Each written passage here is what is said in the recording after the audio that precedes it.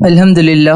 الحمدللہ رب العالمین والصلاة والسلام علی رسولہ الامین وعلی آلہ وصحبہ اجمعین الی یوم الدین۔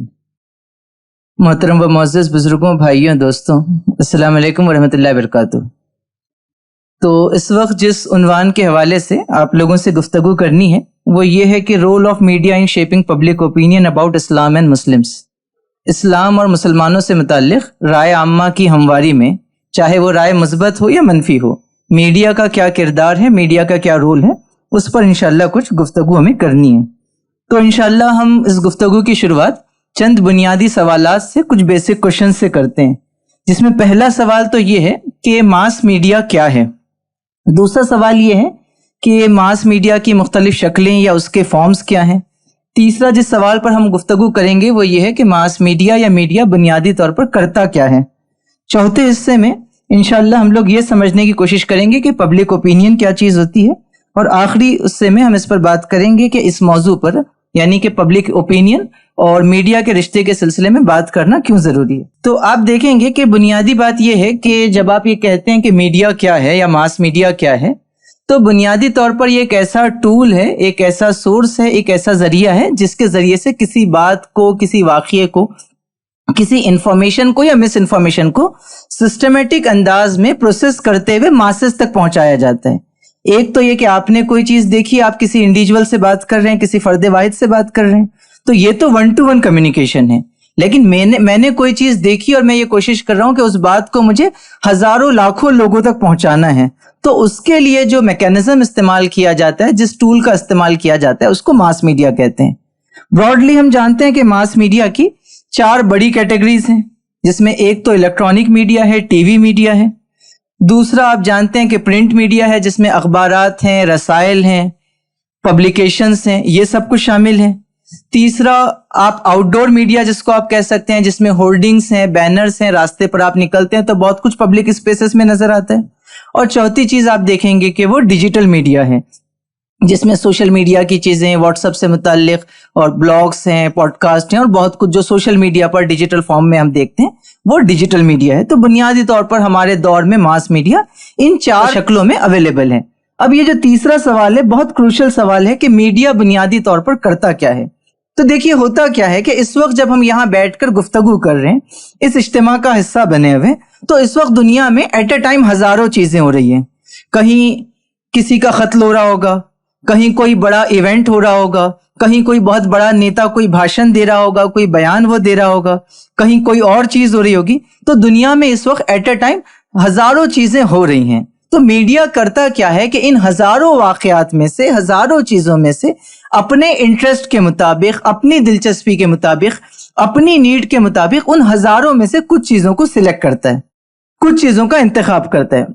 پھر جن چیزوں کا وہ انتخاب کرتا ہے اس کو ایک خاص طریقے سے فریم کرتے ہوئے، خاص طریقے سے فلٹر کرتے ہوئے، خاص طریقے سے پروسیس کرتے ہوئے وہ انفارمیشن لوگوں تک پہنچاتا ہے، اور لوگ اس کو کنزیوم کرتے ہیں، لوگ اس کو قبول کرتے ہیں، اور اس کی بنیاد پر وہ اپنی رائے بناتے ہیں، اور وہ یہ کہتے ہیں کہ یہ میری رائے ہے۔ اب آپ ان سے پوچھیں کہ آپ کی رائے کیوں ہے؟ کیونکہ ایسا ایسا ہوا ہے۔ اب آپ ان سے پوچھیں کہ ایسا ایسا ہوا ہے، یہ جو بات تم کہہ رہے ہو اس کو تم نے تو نہیں دیکھا،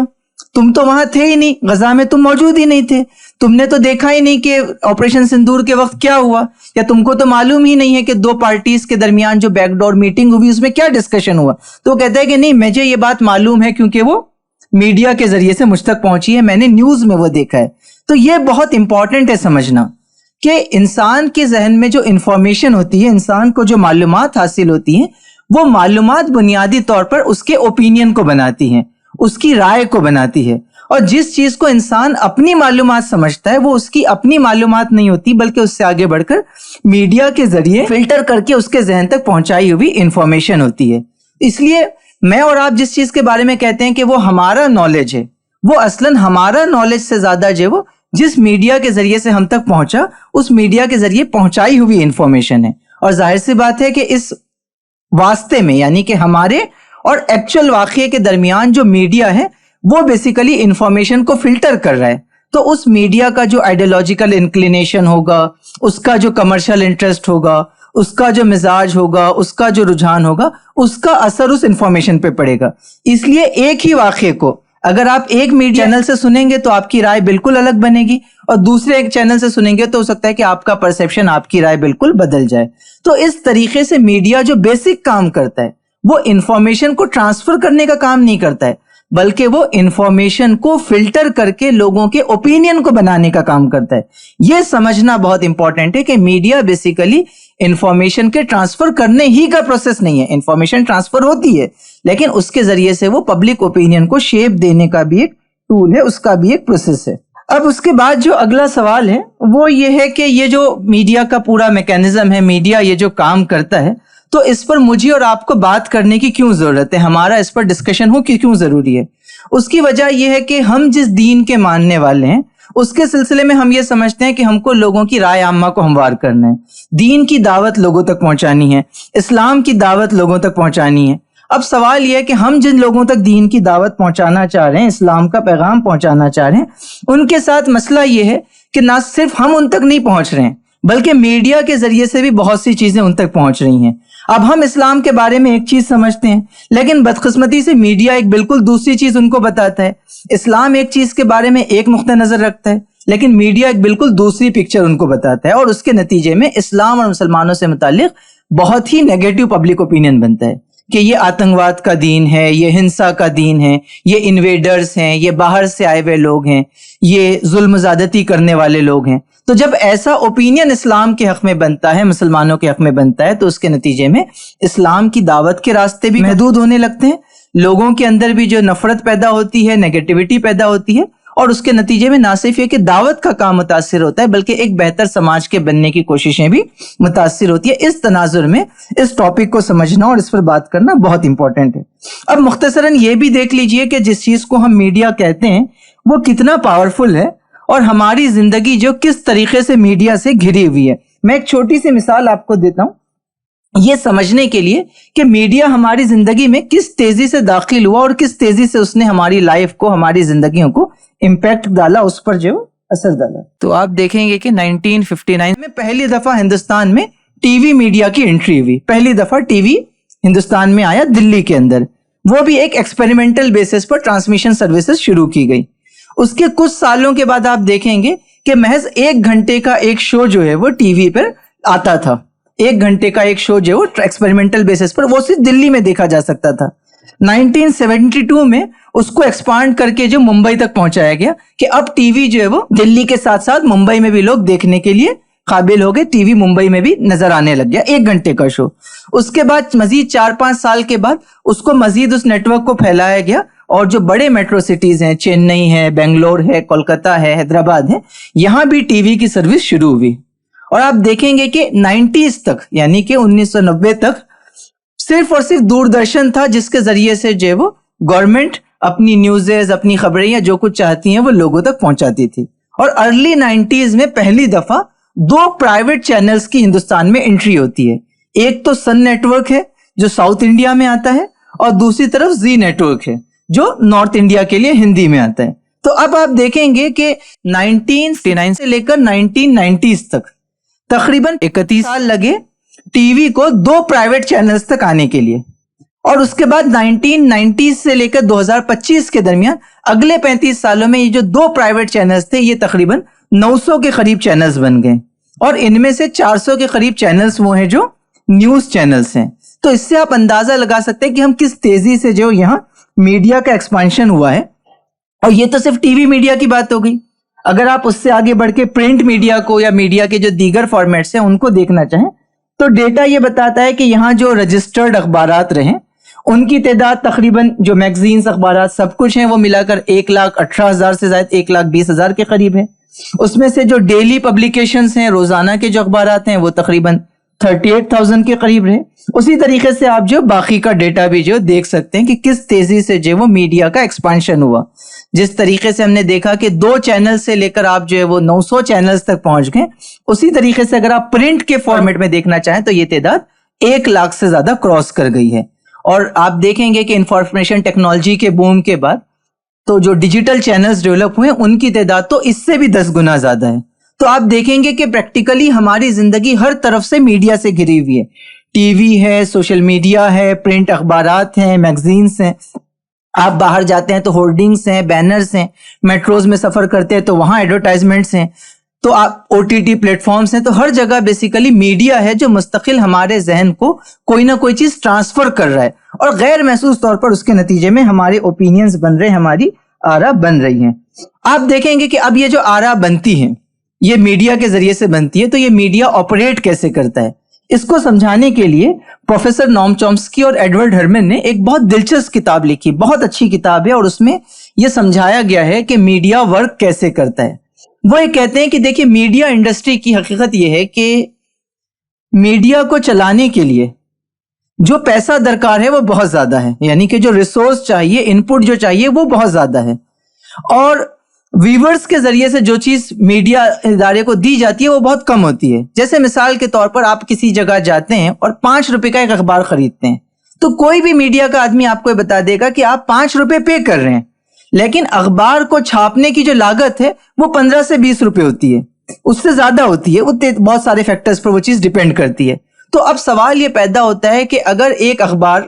روزانہ 15 روپے کا چھپ رہا ہے اور اس میں جو ہے وہ خریدار جو ہے صرف 5 روپے دے رہے ہیں, تو ایک اخبار کے اوپر 10 روپے کا لاس ہو گیا. اب اگر ایسے روزانہ 1 لاکھ اخبار وہ چھاپ رہے ہیں, اس کا مطلب یہ کہ ڈیلی کا لاس اس کا 10 لاکھ روپے کا ہے. اب آپ اندازہ لگائیے اینیول کاسٹ اس کی کتنی ہوگی. تو سوال یہ اٹھتا ہے کہ یہ جو گیپ ہے یہ کیسے فل کیا جاتا ہے, آخر میڈیا انڈسٹری چلتی کیسے ہے. ڈیجیٹل پلیٹ فارمز ہیں, آپ دیکھیں, آپ اتنے سارے ڈیجیٹل پلیٹ فارمز کو سبسکرائب کرتے ہیں, اس کے کنٹینٹ کو دیکھتے ہیں, آپ تو کوئی چیز ڈائریکٹلی پے نہیں کرتے ہیں, تو وہ کیسے آپریٹ کرتا ہے. تو یہ بیسیکلی پورا میڈیا مارکیٹ جو ہے وہ ایڈورٹائزمنٹس پر کام کرتا ہے. تو پروفیسر نوم چومسکی یہ کہتے ہیں کہ دیکھیے جب ایڈورٹائزمنٹ کے ذریعے سے اخبار کو پیسہ ملتا ہے اور اس پیسے سے اخبار چلتا ہے یا ٹی وی چینل چلتا ہے یا اور کوئی میڈیا انسٹیٹیوشن چلتا ہے, تو ظاہر سی بات ہے کہ اخبار پر کنٹرول سب سے زیادہ کس کا ہوگا, اسی کا ہوگا جو ایڈورٹائزمنٹ دے رہا ہے. اب ایڈورٹائزمنٹ دینے میں آپ دیکھیں گے کہ الگ الگ جگہ الگ الگ ماڈلز ہیں. کچھ جگہ پر اسٹیٹ کا کنٹرول بہت زیادہ ہے, تو کمپلیٹلی اسٹیٹ کنٹرول کرتا ہے, سارے ایڈورٹائزمنٹ اور ریونیو کا سپورٹ جو ہے اسٹیٹ سے, گورنمنٹ سے ملتا ہے. بعض جگہ پر پرائیویٹ پلیئرز دیتے ہیں, اور عام طور پر دونوں کا کنٹریبیوشن ہوتا ہے, یعنی کہ کسی چینل کو حکومت کے ذریعے سے بھی ایڈورٹائزمنٹ ملتا ہے, پیسہ ملتا ہے, اور ساتھ ہی ساتھ پرائیویٹ کمپنیز سے, کارپوریشنز کے ذریعے سے, انسٹیٹیوشنز کے ذریعے سے بھی ان کو ایڈز ملتے ہیں. تو اب ہوتا یہ ہے کہ اگر میری حکومت ہے اور میں کسی چینل کو ایڈورٹائزمنٹ دے رہا ہوں, تو اس چینل پر خود بخود یہ دباؤ بن جاتا ہے کہ وہ میرے خلاف نیوز نہیں چلا سکتا, بہت زیادہ کھل کر میرے خلاف نہیں بول سکتا, کیونکہ اگر وہ بولے گا تو میں کیا کروں گا, ایڈورٹائزمنٹ بند کر دوں گا, اور ایڈورٹائزمنٹ اگر بند کر دوں گا تو اس میڈیا انسٹیٹیوشن کا پورا ریونیو ماڈل ہی کولیپس ہو جائے گا. اس لیے پروفیسر نوم چومسکی یہ کہتے ہیں کہ اس کتاب میں وہ سمجھاتے ہیں مینوفیکچرنگ کنسنٹ میں, وہ یہ کہتے ہیں کہ دیکھیے میڈیا کے بارے میں, اخبارات کے چینلز کے بارے میں تصور یہ ہے کہ یہ انفارمیشن دے رہا ہے, لیکن یہ چل رہا ہے بیسیکلی کچھ ایلیٹ پاورفل لوگوں کے سپورٹ سے. وہ کارپوریٹ بھی ہو سکتا ہے, وہ گورنمنٹ بھی ہو سکتی ہے, اور چونکہ وہ اس کو ریونیو فراہم کر رہی ہے, پیسہ فراہم کر رہی ہے, اس لیے وہ اس کے کنٹینٹ کو بھی انفلوئنس کرتی ہے کہ کس ٹائپ کا کنٹینٹ جائے گا, کس ٹائپ کا نہیں جائے گا, کس ٹائپ کی پالیسی ہوگی, کس ٹائپ کی نہیں ہوگی, کون سی چیزوں کو پازیٹیولی دکھایا جائے گا, کون سی چیزوں کو نیگیٹیولی دکھایا جائے گا. تو اس طریقے سے وہ یہ کہتے ہیں کہ یہ جو ایلیٹ کلاس ہے یا یہ جو پاورفل طبقات ہیں, چاہے وہ گورنمنٹ ہو, کارپوریٹ ہو یا کوئی اور چیز ہو, وہ بیسیکلی پورے میڈیا سسٹم کو کنٹرول کرتا ہے, اس کو گورن کرتا ہے. پروفیسر نوم چومسکی سمجھا رہے ہیں وہ یہ کہ میڈیا بیسیکلی 5 لیول پر چیزوں کو فلٹر کر رہا ہے یا کنٹرول کر رہا ہے. ایک تو اونرشپ ہے کہ جو اس کا مالک ہے وہ اپنے انٹرسٹ کے حساب سے چیزوں کو کنٹرول کرنے کی, فریم کرنے کی کوشش کرتا ہے. دوسرا یہ کہ مالک خود ایڈورٹائزر سے پیسہ لے رہا ہے, تو جو ایڈ دے رہا ہے وہ اس کو انفلوئنس کرے گا. اور ایڈورٹائزمنٹ کے سلسلے میں ایک دلچسپ بات انہوں نے کہی ہے کہ ایڈ جب آپ دیکھتے ہیں کسی ٹی وی چینل پر, تو ظاہر سی بات ہے کہ آپ کو تو ایک پروڈکٹ دکھ رہا ہے, لیکن سوال یہ ہے کہ جو شخص ایڈورٹائزمنٹ دے رہا ہے وہ اس ایڈورٹائزمنٹ کو چلانے کے لیے چینل کو لاکھوں روپے پے کر رہا ہے. تو سوال یہ ہے کہ وہ اس کے بدلے کیا خرید رہا ہے. تو اس پورے پروسیس میں صرف پروڈکٹ وہ نہیں ہے جو ٹی وی پہ دکھایا جا رہا ہے, بلکہ جو آڈینس دیکھ رہے ہیں وہ بھی پروڈکٹ ہے اس کمپنی کے لیے جس کا پروڈکٹ وہ دیکھ رہے ہیں. تو بیسیکلی پوری چین میں, سائیکل میں, پروڈکٹ وہ بھی ہے جو ٹی وی پر دکھ رہا ہے اور پروڈکٹ وہ بھی ہے جو ہم اور آپ ہیں اس کو کنزیوم کر رہے ہیں, اس کو دیکھ رہے ہیں. تیسرا وہ کہتے ہیں کہ تیسرا جو چیک ہے وہ اسٹیبلشمنٹ کے لیول پر ہے, گورنمنٹ کے لیول پر ہے, کہ ظاہر سی بات ہے کہ جس کے پاس پولیٹیکل پاور ہے وہ اس کو یوز کرے گی اپنے پولیٹیکل ایجنڈے کے لیے. اور تو پھر اس کے سلسلے میں وہ کہتے ہیں کہ ایکسپرٹس کو بٹھانا, ٹاپکس کو فیڈ کرنا, کس ٹائپ کی سٹوریز آئے گی اس کو فیڈ کرنا, ریگولیشن کے نام پر بہت سی چیزوں کو کنٹرول کرنا, یہ تھرڈ فلٹر ہوتا ہے, تھرڈ کنٹرول ہوتا ہے میڈیا کا. چوتھی جو چیز ہے وہ ظاہر سی بات ہے کہ اس سب کے باوجود بھی کچھ ڈسینٹرز ہوتے ہیں, کچھ ایسے ہوتے ہیں جو اس کے خلاف آواز اٹھاتے ہیں, تو پھر ان کو اسٹیریو ٹائپ کرنا, ان کے سلسلے میں ایک نیگیٹو پرسیپشن بنانا, پوری میڈیا اسپیس سے ان کو نکالنے کی کوشش کرنا, انڈیویجولس کو سنگل آؤٹ کر کے پنش کرنا, یہ چوتھی چیز ہوتی ہے. اور پانچویں چیز جو وہ کہتے ہیں وہ یہ کہ آپ کو اگر کنسنٹ کو مینوفیکچر کرنا ہے, اوپینین کو بنانا ہے, مدعوں کو ڈائیورٹ کرنا ہے, تو آپ کو ایک دشمن کی ضرورت ہوتی ہے. تو پھر میڈیا کو بہت افیکٹولی یوز کیا جاتا ہے ایک آرٹیفیشل اینیمی کریٹ کرنے کے لیے. وہ بہت مشہور بات ہے نا کہ کسی راجا کی جو ہے وہ اپنے ایک استاد سے گفتگو ہو رہی تھی, تو ان کے استاد نے ان سے کہا کہ اگر آپ کو حکومت کرنی ہے اور آپ کے پاس کوئی پازیٹیو ایجنڈا نہیں ہے تو آپ کو ایک دشمن کی ضرورت ہے, ایک شترو کی آوشکتا ہے, یو نیڈ این اینیمی. اس نے کہا کہ what if I don't have an enemy, اگر میرے پاس دشمن نہیں ہے تو کیا کروں؟ انہوں نے کہا then you have to create the enemy. آپ کو دشمن کی ضرورت ہے, اور اگر دشمن نہیں ہے تو پھر آپ کو دشمن کریٹ کرنا ہوگا, اور پھر آپ اس دشمن کا خوف دکھا کر, اس کا ڈر دکھا کر اپنے لوگوں کو اپنے ساتھ رکھیں گے. تو وہ دشمن کبھی ٹیررزم ہو سکتا ہے, کبھی وہ اربن نکسلز ہو سکتے ہیں, کبھی وہ مسلمان ہو سکتے ہیں, کبھی وہ کسان ہو سکتے ہیں, کبھی کوئی اور ہو سکتا ہے, لیکن وہ دشمن بار بار میڈیا کریٹ کرے گا تاکہ نریٹو کو کنٹرول کر سکے. تو اب آپ دیکھیں گے کہ اس پورے پروسیس میں میڈیا یہ جو کام کرتا ہے لارجر لیول پہ, جب ہم اس آئیڈیا کو سمجھ بھی جاتے ہیں تو یہ پریکٹس میں کیسے آتا ہے. کانسیپچل لیول پہ تو بات سمجھ میں آ گئی, لیکن پریکٹس میں یہ میڈیا نریٹو بنانے کا, پبلک اوپینین بنانے کا کام کیسے کرتا ہے. تو 4 چیزیں ہوتی ہے جس کے ذریعے سے اس کام کو انجام دیا جاتا ہے. بنیادی طور پر آپ اس نریٹو سائیکل کو سمجھ جائیں گے تو بہت ساری خبریں جو آپ تک پہنچتی ہیں اس کے بننے کے پروسیس کو سمجھ جائیں گے. تو عام طور پر کیا ہوتا ہے, نریٹو سائیکل میں 4 ایلیمنٹس ہوتے ہیں. پہلا ٹریگر پوائنٹ ہوتا ہے. ٹریگر پوائنٹ یعنی کہ کوئی واقعہ ہوا, کوئی حادثہ ہو گیا, کسی نے کوئی بھاشن دے دیا, تو پہلے ایک ٹریگر پوائنٹ ہوگا, سماج میں کوئی ایک واقعہ ہوگا, کوئی ایک ہیپننگ ہوگی. دوسری چیز کیا ہوگی, چیٹر ہوگی, یعنی کہ اس واقعے کے اراؤنڈ لوگ گفتگو کرنا شروع کریں گے, بات چیت کرنا شروع کریں گے, ڈسکشن کرنا شروع کریں گے کہ فلاں نیتا نے یہ بیان دیا, یا وہاں چوری ہو گئی, وہاں کرپشن ہو گیا, وہاں مرڈر ہو گیا. تو یہ کیا ہو گیا, دوسرا مرحلہ ہوا جس میں گفتگو شروع ہوئی, بالکل ان نیچرل انداز میں جو لوگ اس پر بات کر رہے ہیں. تیسرے فیز میں جو میڈیا کی انٹری ہوتی ہے, ایجنڈا ڈریون آرگنائزیشنز کی انٹری ہوتی ہے, جو کیا کرتے ہیں اس واقعے کو بیس بنا کر, اور وہاں جو گفتگو ہو رہی ہے اس کو بیس بنا کر پلانڈ سٹوریز جو وہ اس میں شامل کرنا شروع کرتے ہیں. وہ اپنے انٹرسٹ کے مطابق نریٹیوز کو داخل کرنا شروع کرتے ہیں, سٹوریز کو ڈائیورٹ کرنا شروع کرتے ہیں. اور چوتھے لیول پہ اس کا امپیکٹ ہم کو یہ نظر آتا ہے کہ اس کے نتیجے میں پبلک اوپینین بنتا ہے, گورنمنٹ پالیسیز بنتی ہیں. اس کو ہم جو کچھ ایگزامپلس کے ذریعے سے سمجھیں گے. یہ جو پورا نریٹو سائیکل ہے, پورا میڈیا جو وہ اسی سائیکل پر عام طور پر آپریٹ کرتا ہے. اب آپ دیکھیں کہ اس کی کچھ مثالیں ہم آپ کو دیتے ہیں کہ یہ سائیکل سمجھنے کے لیے. اب آتے ہیں اسی سے کہ اسلام اور مسلمانوں کے سلسلے میں جو اوپینین بن رہا ہے. تو یہاں ہم نے جو آپ کے سامنے 2 تصویریں رکھی ہیں. اس طرف کی جو لائیو لا کی تصویر ہے, آپ جانتے ہیں کہ وہ 2 دن پرانی خبر ہے, جس میں کورٹ نے تبلیغی جماعت سے متعلق جو پورا پروپیگنڈا کیا گیا تھا کہ یہ لوگ کرونا کے پھیلانے والے لوگ ہیں, کرونا جہاد کر رہے ہیں, ایسے لوگوں کو جو سپریم کورٹ نے ایسے کیسز کو ڈسمس کیا اور یہ آرڈر دیا کہ یہ لوگ جو وہ اس پورے معاملے میں ملوث نہیں تھے. اور یہ جو اجتماع بھی تبلیغی جماعت کا ہوا تھا وہ اس وقت ہوا تھا جب لاک ڈاؤن امپوز نہیں کیا گیا تھا, ہیلتھ ایمرجنسی ڈکلیئر نہیں ہوئی تھی. تو آپ دیکھیں گے کہ وہ ہے. اور دوسری جو تصویر آپ کو نظر آ رہی ہے یہ فیمس رپورٹنگ کی تصویر ہے, جس میں کورونا جب شروع ہوا تھا تو اس وقت جو روزانہ کے بیسس پہ سارے میڈیا والے 2 لیول پر جو وہ رپورٹنگ کیا کرتے تھے. ایک تو ٹوٹل کورونا کے کیسز اتنے ہیں اور تبلیغی جماعت کے کیسز اتنے ہیں. یہ تو ٹوٹل جو ہے وہ کورونا اتنا پھیلا اور اس میں سے اتنا شیئر جو ہے وہ تبلیغی جماعت کا ہے, مسلمانوں کا ہے. تو آپ دیکھیں گے کہ کورونا ایک کرائسس تھا, ایک ایونٹ تھا. ہم نے کہا نا پچھلی سائیکل میں کہ کورونا کیا تھا, ٹریگر پوائنٹ تھا. اس ٹریگر پوائنٹ سے لوگ بات چیت کرنا شروع کر رہے تھے. تو نریٹو کیا ہو گیا اس میں, تبلیغی جماعت کی انٹری, کہ کورونا کو تبلیغی جماعت سے جوڑ دیا جائے. اور اس کا ایفیکٹ کیا ہوا, کئی دیہاتوں میں مسلمانوں کا بائیکاٹ کیا جانے لگا, تبلیغی جماعت کے ساتھیوں کو پکڑ پکڑ کے جیل میں رکھا گیا, ان کے ساتھ ظلم و استحصال ہوا اور ایک ڈسکریمنیشن کا ایک طویل سلسلہ ہم کو دیکھنے ملا. تو آپ دیکھ رہے ہیں کہ ایک کرونا کے ایونٹ کو کیسے ایک نریٹو بنانے کے لیے، مسلمانوں کے خلاف نیگیٹو اوپینین بنانے کے لیے استعمال کیا گیا. ایک اور مثال آپ دیکھیے یہاں آپ کو نظر آ رہی ہے، جہاد کے سلسلے میں سدھیر چودھری کا وہ تفصیلی شو آپ جانتے ہیں DNA میں انہوں نے کیا تھا، جس میں انہوں نے جہاد کو بالکل ڈسٹارٹ کر کے اسلام کو بدنام کرنے کے لیے کہا کہ جہاد کی 2 کیٹیگریز ہوتی ہے، ایک کٹر جہاد ہے اور ایک ویچارک جہاد ہے. یعنی کہ ایک کٹر جہاد ہے اور دوسرا آئیڈیولوجیکل جہاد ہے. آئیڈیولوجیکل جہاد کے اندر کنورژن ہے، آئیڈیولوجیکل جہاد کے اندر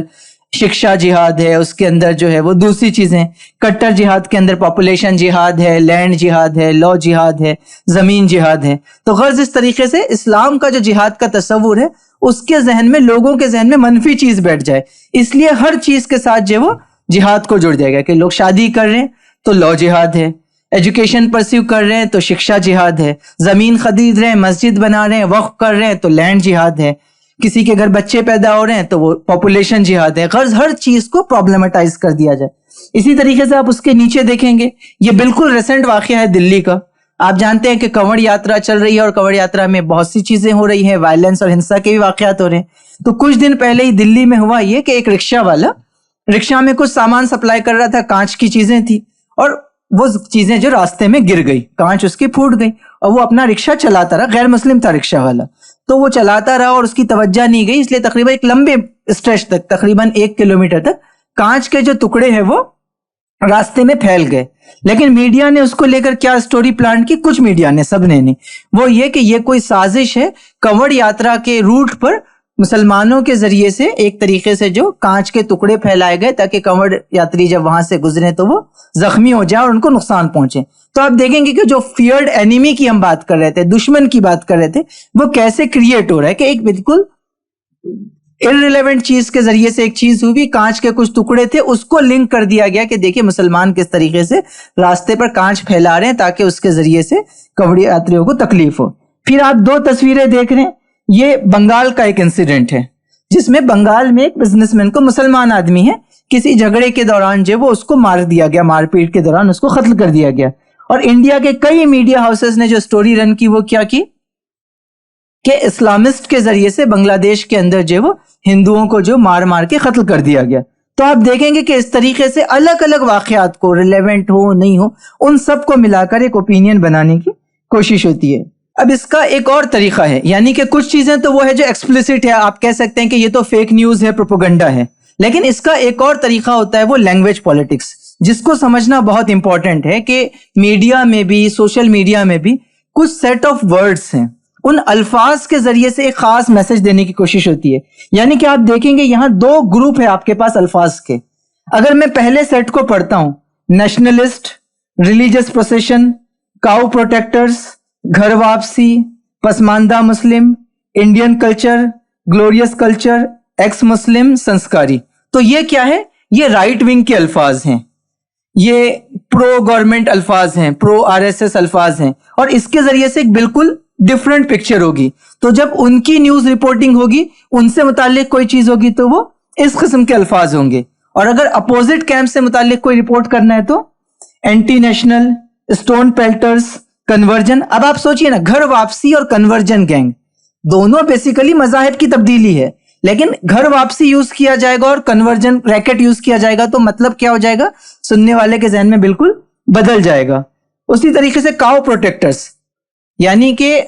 اگر موب لنچنگ ہو رہی ہے گائے کے نام پر تو وہاں جو وہ آپ ٹیررسٹ نہیں لکھیں گے، ویجیلنٹیز نہیں لکھیں گے، غنڈا نہیں لکھیں گے، وہاں کیا لکھیں گے؟ کاؤ پروٹیکٹرز لکھیں گے. تو پڑھنے والے کے ذہن میں ایک سافٹ امیج بنے گی کہ نہیں یہ تو کاؤ پروٹیکٹرز تھے، یہ تو گو بھکت تھے. اور کوئی دوسرا ہوگا تو وہاں پھر اسٹون پیلٹر اور بالکل ایک مختلف قسم کی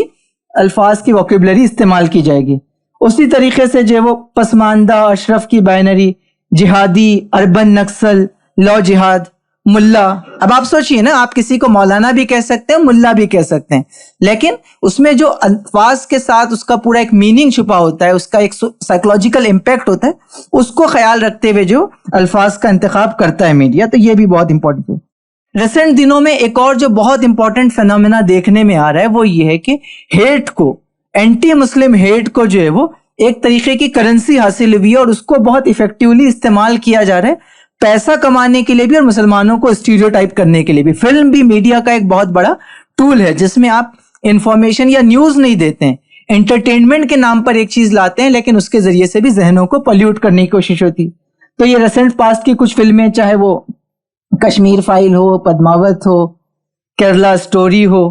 یا دیگر آپ دیکھیں, تو ان سب کے ذریعے سے بھی بہت ہی سٹل انداز میں اور کہیں ایکسپلیسٹ انداز میں جو ہے وہ مسلمانوں کے سلسلے میں نفرت پیدا کرنے کی, منفی پروپیگنڈا کرنے کی کوششیں ہم کو دیکھنے ملتی ہیں. اب اس پورے پروسیس کے بعد, اس پورے آئیڈیا کو سمجھنے کے بعد آخر میں سوال یہ پیدا ہوتا ہے کہ ٹھیک ہے یہ سب کچھ ہے لیکن میں اور آپ کیا کر سکتے ہیں یا ہم کو کیا کرنا چاہیے. تو وے فارورڈ کے حوالے سے 7-8 نکات اس وقت ہم سجیسٹ کرنا چاہیں گے.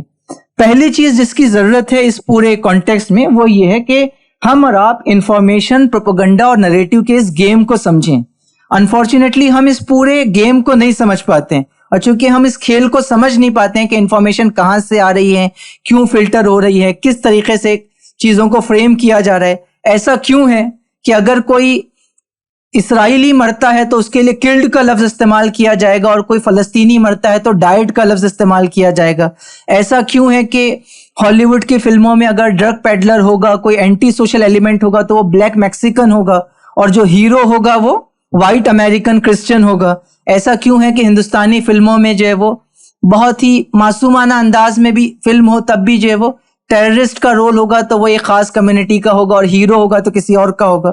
پروپوگنڈے کو ہٹا دیں, بہت ہی عام فیملی شو کے نام پہ اگر تارک مہتا کا الٹا چشمہ بھی ہے تو ایسا کیوں ہوگا کہ گوکل دھام سوسائٹی میں سب رہیں گے لیکن عبدل سوسائٹی کے باہر رہے گا. تو یہ جو پورا بہت غیر محسوس انداز میں جو ادرائزیشن کا, اسٹیریو ٹائپنگ کا پروسیس ہے, اس کو سمجھنا بہت ضروری ہے. ہمیشہ میڈیا ایکسپلیسٹ نہیں کہتا ہے بلکہ بہت ہی سٹل انداز میں جو چیزوں کو فریم کرتا ہے, تو اس کو سمجھنا ضروری ہے. دوسرا یہ کہ اس پورے تناظر میں ہم اپنی اسٹوریز خود بیان کر سکیں. Develop your own stories and discourse based on principle of truth and justice.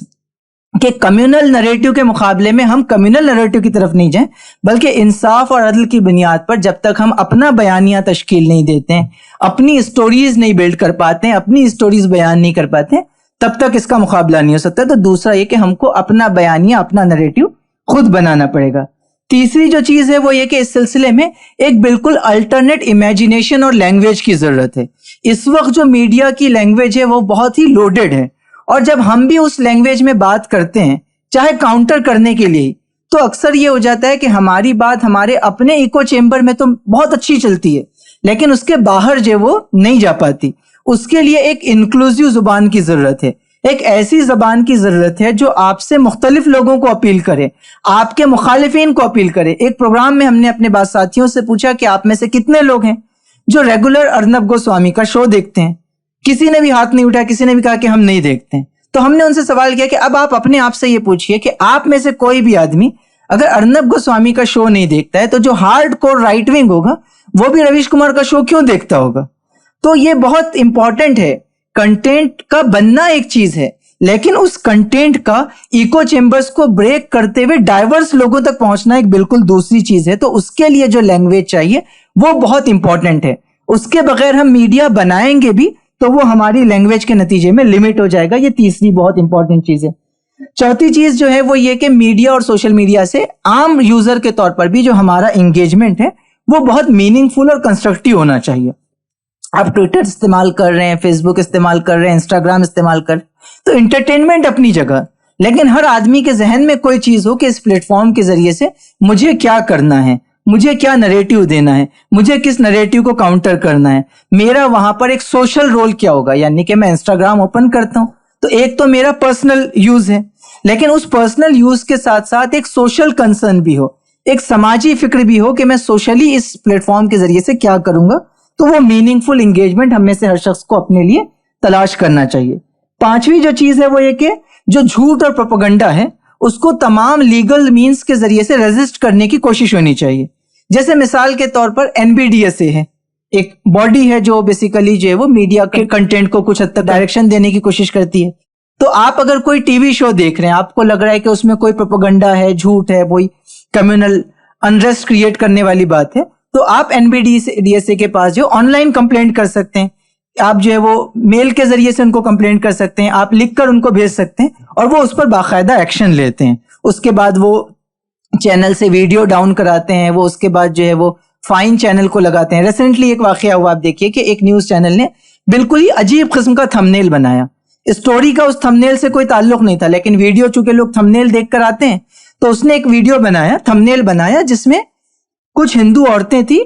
کچھ مسلمان تھے, جمعہ کی نماز پڑھتے نظر آتے, اور ایک بالکل مس لیڈنگ قسم کا اس نے ٹیگ لائن لگایا. اس نے لگایا کہ وہ ہندو عورت ہے اور وہ یہ کہہ رہے کہ جمعہ کے دن تو مسلمان نوجوان ڈیش ڈیش ڈیش ہمارے ساتھ یہ کرتے ہیں, آپ چوک جائیں گے. بالکل ایسی کوئی چیز, تاکہ کوئی کھلا جھوٹ بھی نہیں ہے, وہ کہے گا کہ ہم نے تو کوئی بات کہی نہیں ہے, لیکن ایسا تھا کہ سننے والا یا پڑھنے والا جو اس کو دیکھ کے اس کو لگے کہ کوئی بہت آڈ چیز ہے. تو کسی شخص نے جو وہ اس کے خلاف NBDSA میں کمپلینٹ کیا, NBDSA نے وہ چیز ہٹوائی. تو ایسے بہت سے آپشنز ہیں. تو ہم میں سے ہر شہر میں اگر کچھ والنٹیئرز ایسے پیدا ہوتے ہیں جو ہر قسم کے پرابلمیٹک کنٹینٹ کو لے کر NBDSA میں کمپلینٹ کریں, سوشل میڈیا پہ اس کو کاؤنٹر کریں, بہت سے فیکٹ چیکرز ہیں جو صحیح چیزیں لاتے ہیں, اس کو ایمپلیفائی کریں, تو میں سمجھتا ہوں کہ یہ ایک کام جو ہے وہ کیا جا سکتا ہے.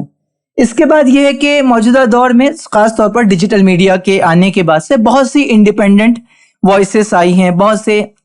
انڈیپینڈنٹ کنٹینٹ کریٹرز ہیں, مسلمانوں میں بھی ہے, برادران وطن میں بھی ہے, جو بہت اچھا کنٹینٹ کرتے ہیں, بہت ہی منیمم ریسورسز کے ساتھ, بہت کم پیسے کے ساتھ, بہت کم مین پاور کے ساتھ جو ہے وہ میڈیا میں اسپیس بنانے کی کوشش کر رہے ہیں, پبلک اوپینین کو انفلوئنس کرنے کی کوشش کر رہے ہیں, اور ان کے کام کا ایک امپیکٹ بھی ہے, ان کے کام کا ایک اثر بھی ہے.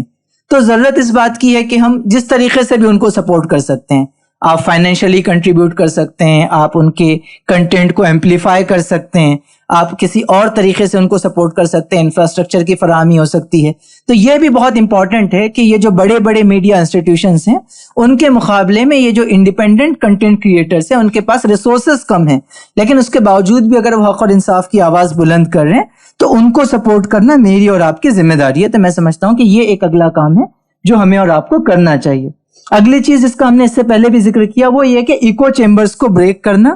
جو ہمارے محدود سرکلز بن جاتے ہیں کہ مسلمان ہے تو صرف مسلمان کے اندر, مسلمانوں میں بھی کسی خاص مسلک سے وابستہ ہے تو اسی مسلک کے اندر, اس طریقے سے میڈیا کمیونیکیشن جو ہے وہ افیکٹو بھی نہیں ہو سکتا, اور آپ اوپینینز کو چینج بھی نہیں کر سکتے. جس کی جو پوزیشن ہے وہ کنسالیڈیٹ اور ہو جائے گی, یعنی کہ جو پہلے سے جو رائے رکھتا ہے اس پہ اور مضبوطی سے جم جائے گا, لیکن وہ کسی اور کی رائے کو تبدیل نہیں کر سکے گا. اس کے لیے ایکو چیمبرز کو بریک کرنا یہ بہت ضروری ہے. اور آخری چیز یہ کہ اس پورے میڈیا اسپیس میں, میڈیا کنٹینٹ میں ریئل کچھ ہے اور بہت کچھ فیک اور ڈسٹریکشن ہے. تو اس پر بھی میں اور آپ مستقل جو ہے وہ اصرار کرتے رہیں کہ کسی بھی صورت میں ہم ڈسٹریکشنز کا شکار نہیں ہوں گے, ہم جو ہے وہ ڈائیورجن ٹیکٹکس کا شکار نہیں ہوں گے, اور جو اصل مدے ہیں ہمارے اپنے جو کنسرنس ہیں اس پر ہم قائم رہیں گے, باقی رہیں گے. یہ آخری چیز بہت مشہور افریقن پروورب ہے, میں اسی کے ساتھ اپنی بات کو ختم کروں گا, جس میں یہ بات کہی گئی ہے کہ until the lion learns to write, every story will glorify the hunters. آپ نے شکاریوں کی کہانیاں پڑھی ہوں گی, اس میں جو ہے وہ کہانی لکھنے والا ہمیشہ شکاری ہوتا ہے, اور جب شکاری ہوتا ہے تو پوری کہانی میں ہیرو بھی شکاری ہوتا ہے اور تعریف بھی اسی شکاری کی بہادری کی ہوتی ہے. شیر کے پرسپیکٹیو سے کوئی بات نہیں آتی, اس کی وجہ یہ کہ شیر لکھنا نہیں جانتا. تو شکاری کی کہانی میں شیر اور شکاری دونوں موجود ہیں, لیکن چونکہ شیر لکھ نہیں سکتا اس لیے جو ساری اسٹوری آ رہی ہے وہ شکاری کی پوزیشن سے آ رہی ہے. تو یہی بات کہی گئی کہ جب تک آپ اپنی کہانی کو خود بیان کرنا نہیں سیکھیں گے, اس کے لیے اسپیس نہیں بنائیں گے, ہر کہانی کا جو اینڈ ہوگا وہ شکاری کی تعریف پر ہوگا. تو ضرورت اس بات کی ہے کہ موجودہ اسپیس میں, میڈیا اسپیس میں, ہم اور آپ اپنی کہانیوں کو خود بنانا اور خود سنانا سیکھیں. اللہ رب العزت سے دعا ہے کہ اس رخ پر ہمیں اور آپ کو غور و فکر کرنے کی اور اس کے مطابق مناسب اسٹریٹجی کے ساتھ کام کرنے کی توفیق عطا فرمائے. جزاکم اللہ خیر.